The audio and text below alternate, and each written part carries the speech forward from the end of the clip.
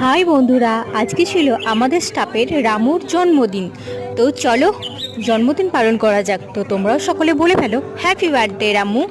তো চলো, রামু কেক কেটে ফেলেছে, এরপর আমাদেরকে সবাইকে কেক খাইয়ে দেবে। আর যিনি দাঁড়িয়ে আছে ওটা আমাদের স্যার আর কি।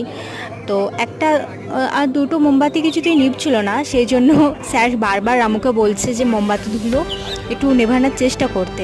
তো যখন ফাইনালি নেভেই নে, তখন স্যার বলছে তুই অমর হয়েই থাকবি আর কি। তো কোনো মানুষই অমর থাকে না, তো এটা হাসির ছলে বলেছে। তো এটা নিয়ে তোমরা আবার কেউ কমেন্ট করো না। তো যাই হোক, তো কেকটা কাটছিল। তো কাটার পর স্যার বললো দাঁড়া, আগে আমি খাওয়াচ্ছি, কারণ তোর আগে বার্থডে, আমার না। তো স্যার কেটে খাইয়ে দিয়েছিল। তো আমরা অল স্টাফ দাঁড়িয়েছিলাম, সবাই মিলে খুব আনন্দ করেছি। তো ওকে প্রচুর কেক খাইয়েওছি, যেমন মাখিয়েওছি।